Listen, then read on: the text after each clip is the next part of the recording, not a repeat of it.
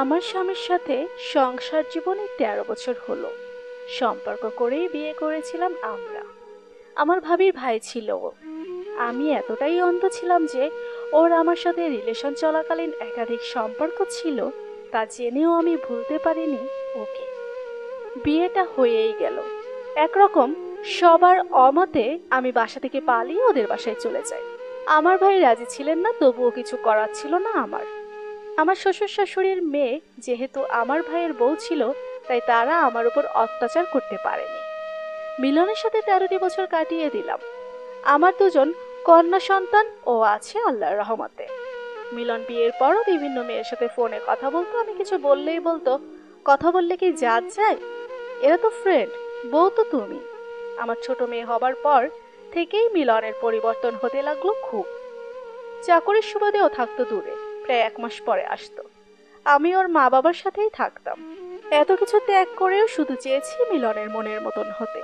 এর মাঝেই হঠাৎ মিলন ঈদে বাড়িতে আসলো না। আমি বারবার জিজ্ঞেস করাতেও বলল ওর এক বোনের বাড়িতে। আমি, কোন বোন?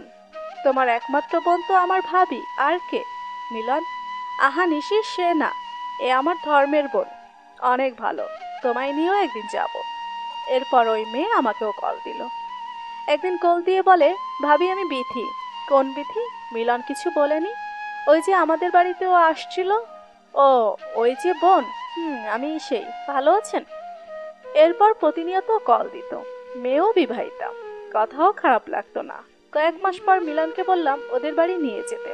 মিলনও রাজি হয়ে গেল। আমরা বিথিদের বাড়িতে গিয়ে দেখি মেয়ে আমার চেয়েও বড় হবে। কিভাবে এই মেয়েকে মিলন বোন বানায় বুঝলাম না। তবুও স্বামীর উপর অন্ধবিশ্বাস আমি রেখেছিলাম। ২ দিন ছিলাম। হঠাৎ এক রাতে মিলন দেখে আমাদের রুমে নেই। গ্রামে এত রাতে ও কই বা যাবে, এই ভেবে ওকে ঘরে খুঁজতে লাগলাম।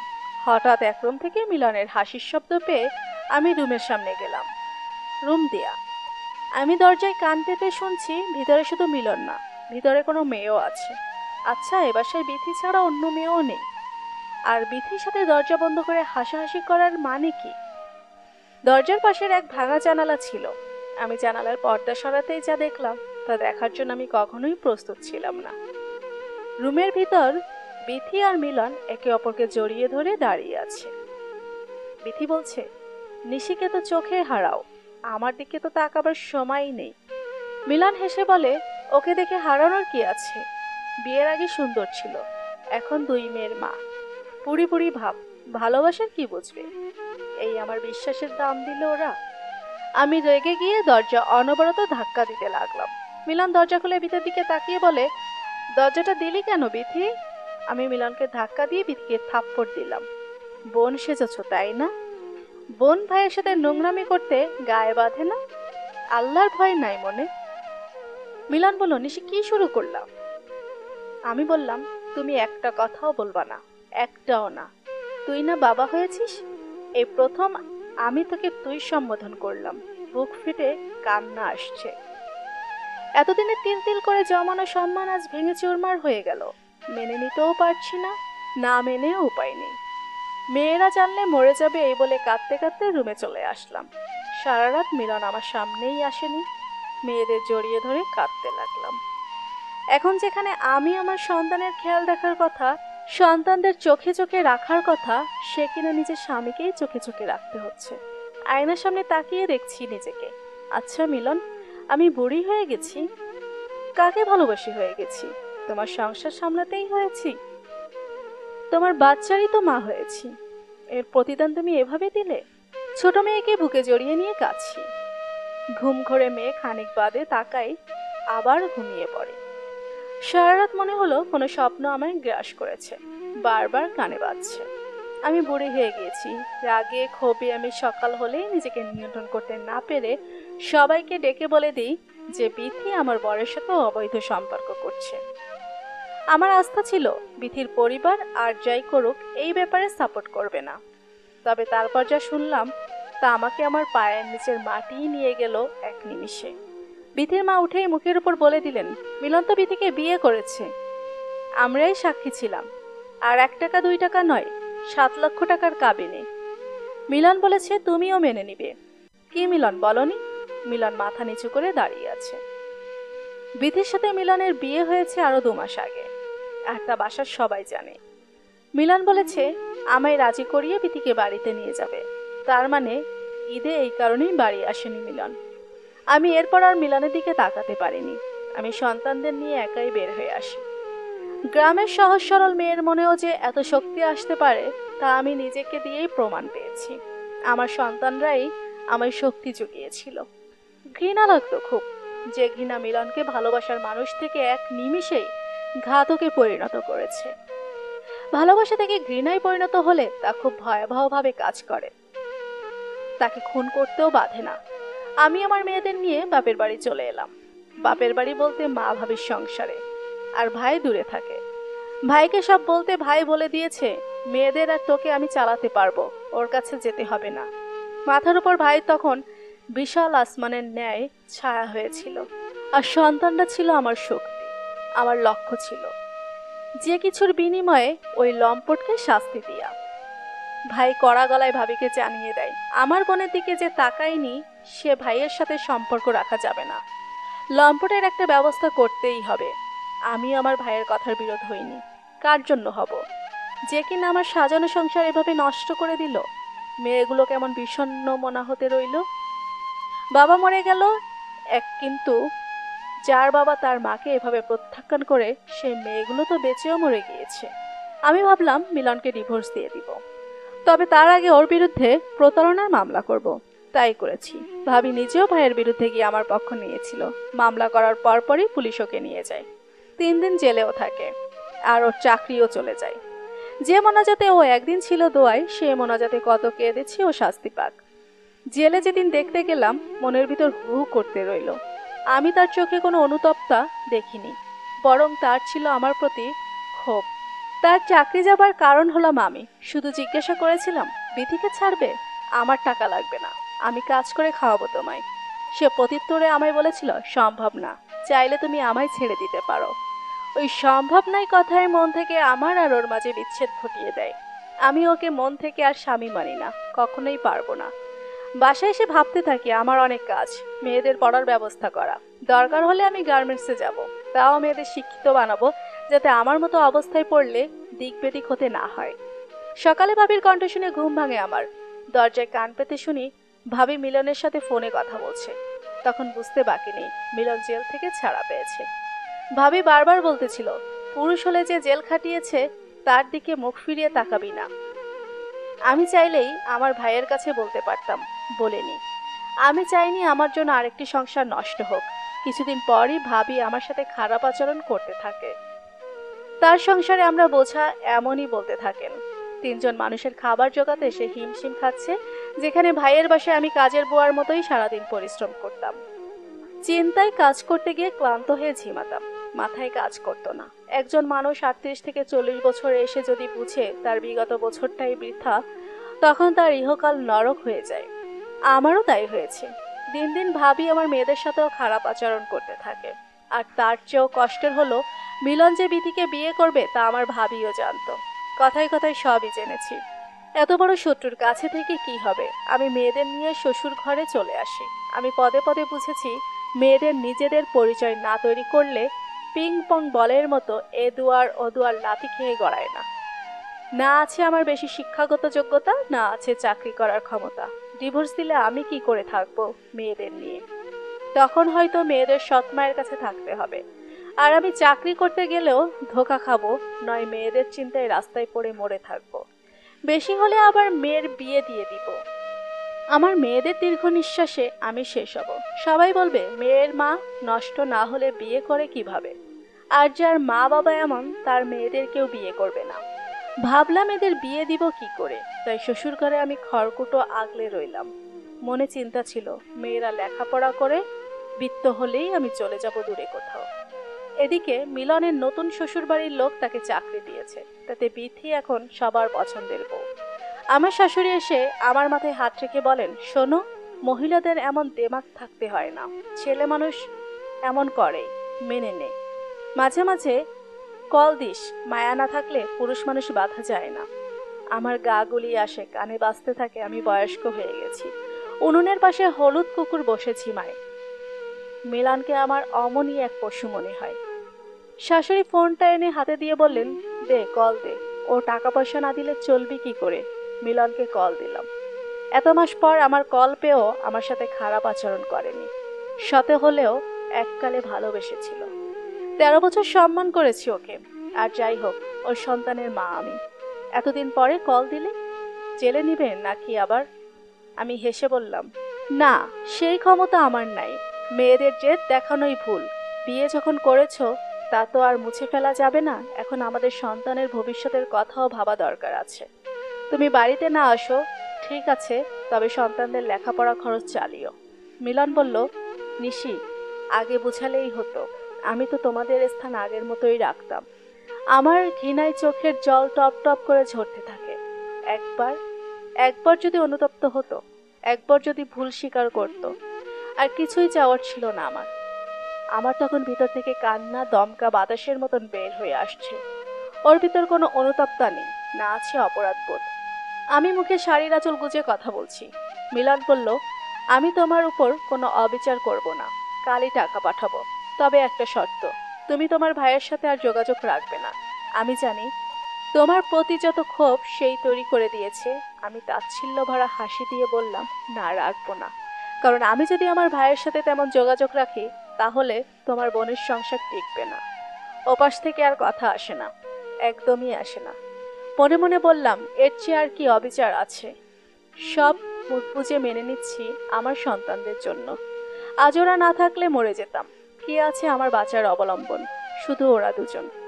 বাঁচতে টাকা পয়সা কিছু লাগে না একটি মেয়ের, শুধু পাশে চরিত্রবান একজন স্বামীর হাত থাকলেই হয়। আমার যে তাই নেই। মেয়ে দুটো মুখ গম্ভীর করে রাখতো।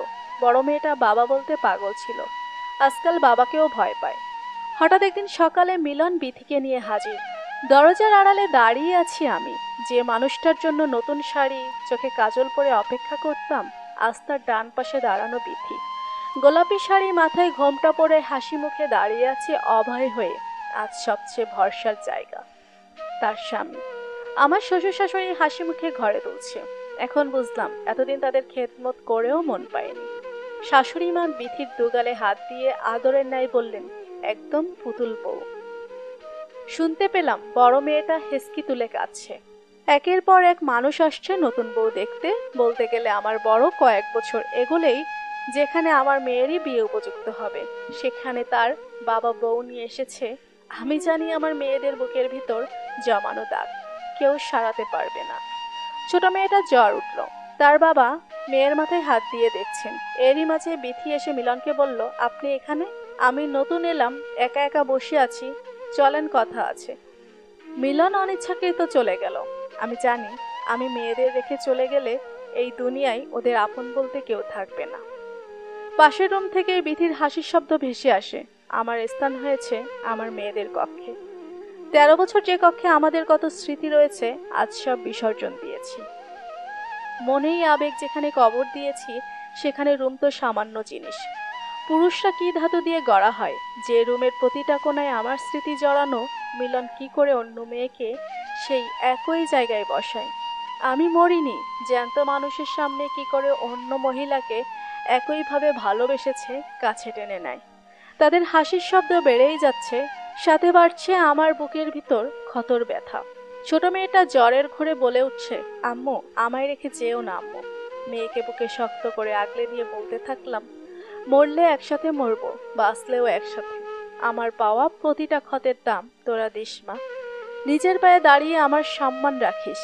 রান্নাঘর থেকে উচ্চস্বরে আমার শাশুড়ি আমায় ডাক দিয়ে বললেন, বড় বউ, পোলাওটা দেখো তো ঠিক হয়েছে কি না। আমার কাছে এ বাড়ি এক মরা বাড়ির মতন। মরা বাড়িতে কেউ শোক রেখে পোলাও রান্না করে? মানুষ সিনেমার অভিনয়কেও হার মানায়। হার না মানলে 13 বছর যাকে বৌমা বলে সম্বোধন করলো, আজ তো এক ঝটকায় বড় বউ হয়ে গেল। কি অদ্ভুত দুনিয়ার খেলা। খাবার সব পরিবেশন করে ক্লান্ত হয়ে বিছানায় শুয়ে রইলাম। কোন পাপের শাস্তি পাচ্ছি জানি না আমি। শাশুড়ি মা কথায় কথায় ঝাড়ি তুলে ডাক দেন। আজকাল আমার বিরুদ্ধে নানা অভিযোগ তার, কারণ আমি তার ছেলে চাকরি নষ্ট করেছি আর ওই বউ চাকরি দিয়েছে। ছেলে খুশি যেখানে সেখানেই তার মা বাবা সুখ খুঁজে পান। আমার মতন বউ মরলে আরো বউ পাবে। বরং শাশুড়ি আমার পক্ষ নিলে অবাক হতাম। যেখানে আমার বর গিয়েছে এখন আমার সংসারও যাবে বুঝে গিয়েছি। বিথি এসে বলে, আপা চলেন খাই। আমি ওর দিকে না তাকিয়ে বললাম, তুমি আমায় নাম ধরে ডেকো, আপা ডেকো না। মনে মনে ইচ্ছে হচ্ছে মেরে ফেলি, এ বোন আমার লাগবে না। আমি অভিমানেই আমার রুম ওদের ছেড়ে দিলাম। মিলন আমার সামনেই বিথির হাত ধরে হাসে, রুমে গিয়ে আড্ডা দেয়, মেয়েদের ছোট মা বলতে বলে। ওর একটুও কষ্ট হচ্ছে না। রাতে রুম থেকে অল্প স্বরে গান ভেসে আসে, আমার চেনা গান। মিলনের বুকে মাথা রেখে কতবার ওর গলায় এ গান শুনেছি। খুব জানতে ইচ্ছে করে, তুমি কি সেই আগের মতো আছো? আজ একই সুর, একই গান। মিলন অন্য কাউকে বুকে নিয়ে গান শোনায়। কাঁথা মুখে পুড়ে কাঁদছি, বুক ভারী হয়ে আসছে। ছটফট করতে করতে উঠে বসে। জুই আল ধরে বলে, মা এত রাতে কই যাও? আমি শান্ত গলায় বলি, বাইরে। জুই বলে, আমি আসি? একা ভয় পাবে তো? না মা, তুই যেবার পাশে থাক, দেখ ওর জ্বর বাড়ে কিনা। বাইরে গিয়ে পুকুর ঘাটে বসে হেসকি তুলে কাঁদছি। এখন আর আমার রাতে ভয় করে না, আগে কত ভয় পেতাম। মিলন থাকলেও আমার সাথে নামতো, বাকি সময় মেয়েরা। কিছুক্ষণ যেতেই দূরে দাঁড়িয়ে জুই মা মা করে ডাকতে রইল। চোখ পানির ঝাপটা দিয়ে উঠে দাঁড়ালাম। আজকাল মেয়েগুলো আমায় চোখের আড়াল হতে দেখলেই ভয় পায়, ভাবে হয়তো মা বুঝি শোকে মরে যাবে। মা যে পাথর হয়ে গিয়েছে। জুইকে নিয়ে ঘরে এলাম। মিলন ওপাশের রুম থেকে বলে উঠল, নিশি বাইরে যাবে? আমি আসবো। আমি না বলতে নিলেই শুনতে পাই বিথি বলে, থামেন, সে কি কচি খুকি নাকি? মেয়েরা আছে না। মিলন কিছু বলতে গিয়েও যেন থেমে গেল। খানিক বাদে বিথি অট্ট হাসিতে লুটিয়ে পড়ল। পাশের কক্ষ থেকে শাশুড়ি সরু গলায় শ্বশুরকে বলছেন, নতুন বইয়ের লজ্জা শরম কম, দেখেন কিভাবে হাসে। বিছানায় গা এলিয়ে দিয়ে জেবার কপালে হাত বুলিয়ে দিলাম। জেবা শান্ত গলায় জিজ্ঞাসা করে, মা তুমি কাঁদতে গিয়েছিল তাই না? আমি জেবাকে বুকে টেনে নিই। খুব জানতে ইচ্ছে হয় মিলন, যদি আজ আমি অন্য ছেলের সাথে এমন করতাম, কি বলতে তুমি? আমায় কি রাখতে সংসারে? নিশ্চয়ই না। মেয়েরা এসব পারে না, মেয়েদের অন্যায় দেখেও চুপ থাকতে হয়। আচ্ছা, কখনো বিধিকে বুকে টেনে হুট করে বুক ভারী হয়ে আসে না ওর? নিজের বিবেককে কখনো ছোট মনে হয় না? নিজের এমন রূপ দেখে ঘৃণা লাগে না? বিধির মাঝে কখনো আমায় দেখে না? নাকি পশু আর ও সমান, শুধু চাই শিকার আর তাজা মাংস? আজকাল লজ্জাও নেই মিলনের, মা বাবার সামনেই বউয়ের হাত ধরে কথা বলে।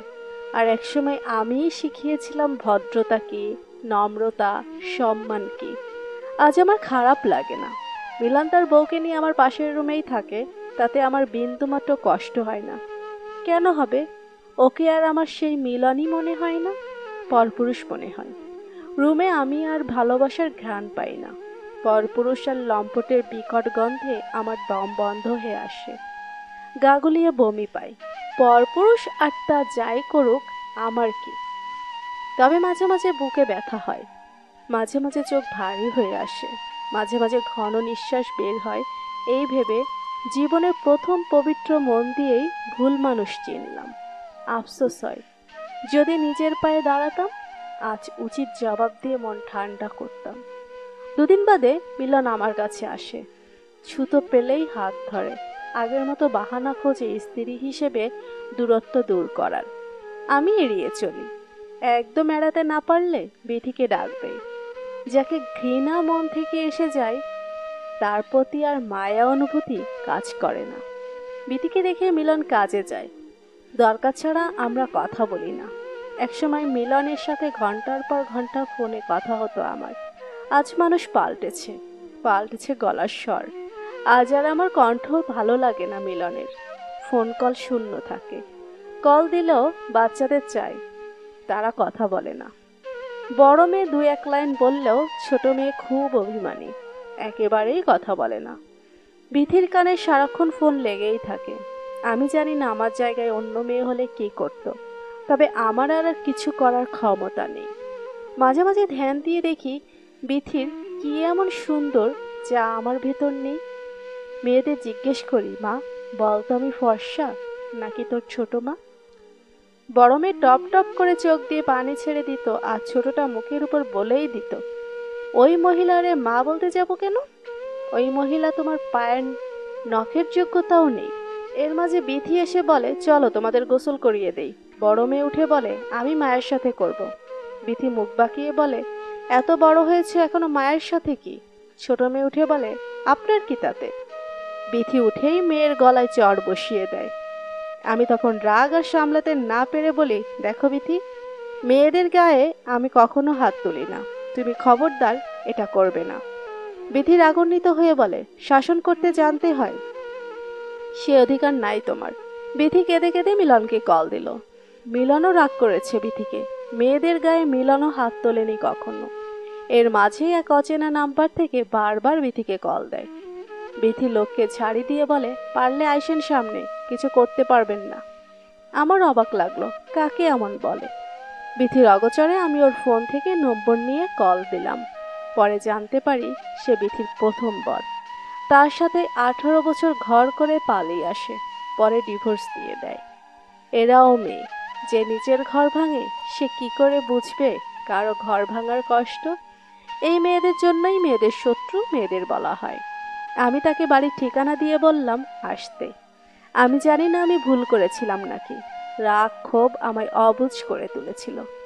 চাইতাম ও চলে যাক, আমার চোখের সামনে থেকে দূরে। বিথিকে সহ্যই হয় না আমার। কথা বলার পরের দিন লোক বাসায় এসে হাজির। আমার শাশুড়ির জন্য ওকে নিতে পারেনি, তারাও জেনে যায় তাকে আমিই ঠিকানা দিয়েছিলাম। পরের দিনই মিলন এসে আমার সাথে রাগারাগি করে, বিথিকে তার কাছে নিয়ে যায়। যাক, তাও ভালো, এইভাবে শান্তি পাচ্ছি, ওকে সামনে দেখতে হবে না। আমার শ্বশুর তার কয়েকদিনের মাঝেই অসুস্থ হয়ে বিছানা নেন। তখন কোনো বিথি এসে সেবা করেনি, তখন আমিই ছিলাম তাদের একমাত্র অবলম্বন। প্রায় 3 বছর হয়ে গেল, ধীরে ধীরে মিলন কল দেওয়া অফ করে দিল, সাথে টাকা দেওয়া। শুনলাম ওদের ছেলে হয়েছে। 18 বছরেও যার বাচ্চা হলো না, এখানে 3 বছরেই বাচ্চা, তাও ছেলে। মিলনের কত ইচ্ছে ছেলের গলায় বাবা ডাক শুনবে, আল্লাহ তাও পূরণ করে দিল। আমি সেলাই মেশিনে কাজ করা শুরু করি, তা দিয়ে সংসার চালাই। শ্বশুরও মারা যায়। কয়েক বছর বাদে মিলন এসেছিল, কি রোগা হয়ে গেছে, চোখের নিচে কালি। মিলনের মা বলে দিয়েছে আর আমাদের খোঁজ নিতে হবে না। শাশুড়ি দেরি হলেও বুঝেছিলেন আমার গুরুত্ব, তাই মিলনের মুখের উপর বলে দিল, তোর বাবা তো চলেই গেছে, আমি আর এই নাতনিদের নিয়ে কাটিয়ে দিব। আমার যা আছে তা এদেরই দিয়ে যাব। আমার কাছে এসে মিলন হাত ধরে ক্ষমা চায়। আমি বলি, মাপ চাইবার কিছু নাই, তুমি আর এসো না বাড়িতে। আজ আমার ছোট কাপড়ের দোকান আছে, তা দিয়েই চলে যাব। ডিভোর্স আমি দিব না, তাতে মানুষ আমায় খারাপ বলবে, কথা বের করবে। তুমি চাইলে দিতে পারো। মিলন চুপচাপ ছিল, একটা কথাও বলেনি। আমি ঘৃণায় ওর চোখের দিকে তাকাইনি, অভিমান নিয়ে না খেয়েই চলে যায়। চেহারায় অনেক চিন্তার ভাঁজ আমি লক্ষ্য করেছি।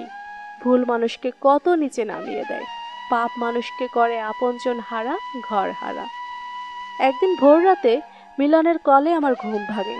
আমি ঘুমের মাঝে রিসিভ করলাম। ওর কান্নার শব্দে আমার ঘুম ভেঙে যায়, এই প্রথম ওর কান্না শুনতে পাই। ঘুম চোখে বললাম, কাঁদছো কেন, কি হয়েছে? মিলন কাঁপা স্বরে বলল, নিশি আমায় ক্ষমা করে দিয়েছো? এত রাতে আবার কি শুরু করলে? নিশি, আমার শরীরে বড় রোগ জমেছে, মাকে জানিও না। আমি টাকার জন্য চিকিৎসা করাতে পারি না। বিধি কই? ও ছেলেকে নিয়ে বাপের বাড়ি, খালি সন্দেহ করে, ইচ্ছে করে সন্দেহ করে, আমায় এই অবস্থায় রেখে চলে গেল। বলেছে আমায় ডিভোর্স দেবে। দেখো, আমার আর কিছুই ভালো লাগে না। তোমার তো একজনকে বেশি দিন ভালো লাগে না।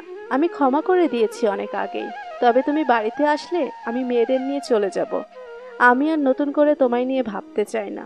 তুমি মরে গেছো সে রাতেই, যে রাতে আমি তোমার চোখে বুড়ি হয়ে গিয়েছিলাম। তুমি মরে গিয়েছো সে রাতেই, যে রাতে আমার সাথে প্রতারণা করেছিলে। মরে গিয়েছো সেদিন, যেদিন নিশ্চিন্তে বিথিকে বুকে নিয়ে ঘুমালে। জানো মিলন, ভালোবাসা শুধু চেহারার মোহ না। আমি কখনো তোমার মাঝে সে তফাৎ দেখিনি, কারণ আমি এক নজরেই দেখেছি, যার পরিবর্তন আমার চোখে লাগেনি। আজ আমিই সেবা করতাম, দরকার হলে অন্যের বাসায় কাজ করে সেবা করতাম। সে পথ তুমি নষ্ট করেছো। তুমি নিজের বাড়িতে আসতেই পারো, তবে আর আমার বর হিসেবে আসবে না। এই কয়টা বছরের বাস্তবতা আমায় আর কিছু দিক বা না দিক অনেক কঠিন হৃদয়ের অধিকারী করে দিয়েছে। হড়হড় করে বুকে জমে থাকা কথা বলে দিলাম। আমি শুধু অপর পাশ থেকে কান্নার শব্দই শুনেছি। মিলন সরু গলায় বলল, একবার ভাবা যায়? আমি ওর মতোই কঠিন গলায় উত্তর দিলাম, সম্ভব না, চাইলে ডিভোর্স দাও। এত বছর পর কথা ফিরিয়ে দিতে পেরে যেন মন হালকা হলো। বাইরে বৃষ্টি হচ্ছে, জানালা খুলে দিয়ে বাইরে তাকিয়ে আছি। টের পাচ্ছি যেন বুকের ভিতর জমা কষ্ট এভাবেই ঝরে যাচ্ছে। এরপর বহুকাল পার হয়ে গেল, মিলনের সাথে যোগাযোগ নেই। আমার শাশুড়িও মারা গিয়েছেন, দেখতেও আসেনি মিলন। বড় মেয়েটা মাস্টার্সে ভর্তি হলো। আমার জীবনে অতৃপ্তিটাটুকু আমি আমার মেয়েদের দিয়ে পূরণ করতে চেয়েছি। আমার মেয়েরা আমার মতো হয়নি। তাদের গায়ে লম্পটের রক্ত থাকা সত্ত্বেও তারা দুজনেই মায়ের কষ্ট বোঝে। তারা তার মায়ের মতো আবেগের বশে ভুল সিদ্ধান্ত নেয় না। যখন এসব ভাবি, পূর্ণতায় আমার বুক ভরে ওঠে। বড় মেয়ের বিয়ে হলো 1 বছর হলো। ছোট মেয়ের সাথেই কেটে যায় দিন। হুট করেই সেদিন অনেক বছর বাদে বিথির প্রাক্তন বর কল দিল আমায়। খুব আনন্দ নিয়ে বলতেছিল, বিথি তাকে কল দিয়ে কেঁদেছে, বারবার ক্ষমা চেয়েছে। তার যে ছেলে সন্তান হয়েছে সে কথা বলতে পারে না। কথাটা শুনে বুকের ভেতর চাপা পড়া আগুনটা জ্বলে উঠল। ছেলের মুখে বাবা ডাক্তার শোনার যে খুব শখ ছিল মিলনের। মিলনের কথা আর জানতে চাইনি। আমি জানি না ও বেঁচে আছে কিনা, তবে আমি জানি রাতভর জমা কারো দীর্ঘ নিঃশ্বাসের স্তূপের ভার এড়িয়ে কেউ সুখী হতে পারে না। আমি চাই মিলন বেঁচে থাকুক, একটি বার নিজের বিবেকের কাছে প্রশ্নবিদ্ধ হোক। মরে গেলেই তো সব শেষ। কারো মোনাজাতে রাতের পর রাত চোখের জলের মূল্য দিতে হলে ওকে বেঁচে থাকতে হবে। সাঁতার না জানা পথিক যেভাবে জলে পড়ে দিক বেদিক ছুটে বেড়ায়, ঠাঁই না পেয়েও ও আমৃত্যু হাঁসফাঁস করবে এভাবেই। আমি জানি কোনো না কোনো সময়ে মানুষের আবেগ আর কাজ করে না। তখন বিবেকের দরজা খুলে অতীতের ভুলগুলি তীরের মতো ছুটে একে এক বুকে বিঁধে। এই ঘায়েল খুব যন্ত্রণাদায়ক। আমি এখন শান্তিতে ঘুম দেই, আমার বুক আর খা খা করে না। আমি মনে প্রাণে জানি বিথির অনেক রাতেই এখন নির্ঘুম কাটে। আমার সন্তানরা যখন মা বলে ডাকে, বুকের ভিতর প্রশান্তির বাতাস বয়ে যায়।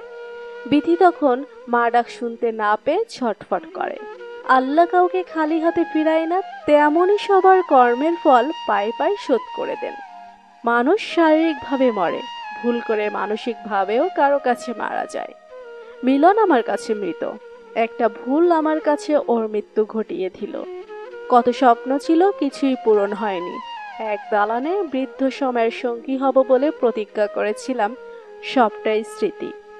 মাঝে মাঝে জিজ্ঞেস করি আল্লাহকে, সবই যদি শেষ হবার শুরু হলো কেন তবে? সান্ত্বনা আমি পাই, খুব পাই। সব কর্মই যদি ভালো হতো, কর্মফল ভোগ করত কে? বড় মেয়ে জুই আর আমার মেয়ে জামাই রাফিকে নিয়ে বেড়াতে এলো। নতুন জামাই হয়েও ছেলেটা যখন আমার কাছে এসে বলল, মা আপনি কোন মাছটা বেশি পছন্দ করেন? আমি কিছুটা আমতা আমতা করে বললাম, রুই মাছ। নিজের ছেলের মতো বাজারে গিয়ে আমার পছন্দ অনুযায়ী মাছ নিয়ে এলো। আমি আর জুই মনের আনন্দে রুই মাছ রান্না করছি। মাছের ঘ্রাণ সারা ঘর মমা করছে। ছোট মেয়ে জেবা উনুনের কাছে এসে হেসে হেসে বলল, মা জানো ভাইয়া কি করতেছেন? আমি জেবার দিকে তাকিয়ে বললাম, কি করছে? আমার পড়ার টেবিলটা ভেঙে গিয়েছিল না, ওটা মিস্ত্রির মতো মেরামত করছে। আমি জুইয়ের দিকে তাকিয়ে কিছুটা গম্ভীর মুখে বললাম, এই জামাই মানুষ কি সব করে? যা বারণ কর গিয়ে। কি ভাববে বলতো? জুই উনুন থেকে পাতিল নামাতে নামাতে বলল, কি ভাববে, বাদ দাও তো, ও এমনই। আমার ছেলে না থাকার আফসোস ভুলে গিয়েছি। সবাই একত্রে খেতে বসেছি। রাফি ঘরের বাইরে চেয়ার পেতে বসে বলল, জুই যেবার টেবিলটা তো মৃত্যুবরণ করেছে, কয়েকদিনের মাঝে নতুন টেবিল আনতে হবে। আমায় মনে করিয়ে দিও, পরের সপ্তাহে টেবিল নিয়ে আসব। ছেলেটা ঘরের জামাইয়ের চেয়েও ছেলে হয়ে উঠেছে, খুব মিশুক, তাই আপন করতে সময় নেয়নি মোটেও। খাবার খেতে নেওয়া মাত্রই মাছের মাথাটা আমার থালায় তুলে দিয়ে বলল, মা মাছের মাথা মাকেই খেতে হয়। আপনার এখন বেশি পুষ্টি দরকার। আপনার যখন যা খেতে ইচ্ছে করবে আমায় কল দিয়ে জানাবেন।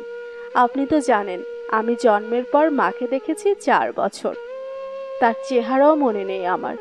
যে আমায় দুনিয়ায় আনলো তার চেহারাই মনে আসে না। কি অদ্ভুত, তাই না? আমি আপনার মাঝে তাকে দেখতে পাই। রাফির কথা শুনে ভাত গলা থেকে নামছে না। ভেতর থেকে খুব কান্না কাল বৈশাখী ঝড়ের মতো ধেয়ে আসছে। আমি উঠে দাঁড়িয়ে বললাম, খাও তোমরা, আমি ডালের পেয়ালা নিয়ে আসি। ভাবি, আমরা যা হারাই আল্লাহ আমাদের তার 1000 গুণ ফিরিয়ে দেন। সেদিন মরে গেলে এত সুখ হয়তো দেখা হতো না। পাশের রুমে দাঁড়িয়ে কাঁদছি। মাঝে মাঝে কান্না চাপিয়ে রাখা যায় না। আজকাল কান্নার উপর কোনো জুলুম করতে পারি না আমি। কান্না আসলে চাপিয়ে রাখি না, কাঁদি, হালকা হই। জেবা জুইকে বলছে, বুবু, আমি জানি মা ডাল আনতে যাবার ছুতোয় কান্না করতে গিয়েছে। জুই বলল, মা, মা বলে দুবার ডাক দিলে আমি চোখ মুছে দৌড়ে রান্নাঘরের দিকে গিয়ে চেঁচিয়ে বলি, আসছি। আসতে আসতে শুনছি রাফি জুইকে বলছে, খাবার কম খাও কেন, বেশি নাও। না খেলে ব্রেন কাজ করবে কি করে? চাকরির জন্য ভালোভাবে প্রিপারেশন নিতে হবে। নিজের আলাদা পরিচয় হোক তোমার, তাই আমি চাই। জুই রাগান্বিত হয়ে বলে, চাকরি ভাল লাগে না। রাফি ভাত মুখে তুলতে তুলতে বলে, তাহলে দিনরাত রান্নাঘরের কাজে লাগিয়ে দিব। জেবা আজ থেকে ওকে বুয়া বলে ডাকবা। জেবা অট্টহাসিতে মেতে ওঠে। ওদের এমন দৃশ্য দেখে মন শান্তিতে পূর্ণ হয়। ভাবতে থাকি, যে বর তার স্ত্রীর আলাদা পরিচয় তৈরিতে উৎসাহ দেয় সে আর যাই হোক মিলনের মতো কাপুরুষ নয়।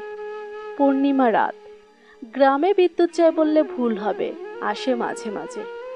হেরিকেনের আলোয় উঠানে পাটি পেতে বসে আছি রাফি, জুই, জেবা। পেয়ালায় মুড়ি গুড় সাজিয়ে নিয়েছে। আমি কিছুটা দূরে আবডালে। গানের কলি খেলছে ওরা। দুবোন এক দলে আর রাফি আলাদা দলে। জেবা খানিক বাদে বাদে বলছে, ভাই আপনি চিটিং করেন। এত দুর্নীতি করলে খেলা পন্ডুল করে দিব। কই চিটিং করলাম? তুমি কি দুদকের লোক নাকি? জেবা অভিমানের সুরে বলে, চিটিংই তো। আপনি সুর ঠিক রেখে মনের ইচ্ছে মতো গান বানিয়ে গাইছেন। এই গান আমি জীবনেও শুনিনি। রাফি হাসে। হাসতে হাসতে বলে ওঠে, তা আপা আপনার জীবনখান কত বড়। একে একে গান আগায়। আকাশের চাঁদটা মাঝে মাঝেই নারিকেল পাতার আড়ালে লুকায়। আমি ফাঁকে ফাঁকে রাফিকে গান মনে করিয়ে দিই। খ দিয়ে গান গাইতে হবে রাফির, পারলেই জয়ী হবে ও। জুই জেবা মুখে চিক চিক হাসি নিয়ে 1 2 গুনতে থাকে। রাফি বেকুল ভাবে গান মনে করতে থাকে। রাফিকে হারাবার খুব নিকটে এসে 2 বোন খুশিতে মেতে ওঠে। 8 গোনার সাথে সাথে আমি বলে দিলাম, বাবা গান গাও খ দিয়ে, খুব জানতে ইচ্ছে করে। রাফি গান মনে করতে পেরে আনন্দের জয়ধ্বনি তোলে। 2 বোন আশাহত হয়ে চুপ করে হাসে। রাফি আনন্দ নিয়ে পিতলের পেয়ালায় হাত দিয়ে তবলার ধ্বনি তুলে গাইতে থাকে। খুব জানতে ইচ্ছে করে, তুমি কি সেই আগের মতো আছো নাকি অনেকখানি বদলে গেছো? আমার চোখের পাতা ভারী হয়ে আসে। স্মৃতির ক্ষতরা চাঁদের মতো মাঝে মাঝে উকি দেয়। জোনাকি পোকারা চারপাশ প্রদক্ষিণ করতে থাকে। কতকাল বাদে আনন্দে বাড়ির উঠোনে যেন প্রকৃতিরাও সামিল হচ্ছে। ওদের আনন্দের আসরের দিকে তাকিয়ে চোখ মুছে ফেলি আঁচলে। জুই জেবার সাথে গান ধরে। পাশের কাঁঠাল বন থেকে ঝিঝি পোকারাও সুর তোলে। রাফি হাসি মুখে বলে ওঠে, মা আপনিও ধরেন। সাথে আমিও কাপা গলায় গান তুলি। খুব জানতে ইচ্ছে করে। মনে মনে ভাবতে থাকি, এমন একটি আনন্দ ঘন আসরেরই স্বপ্ন ছিল কতকাল।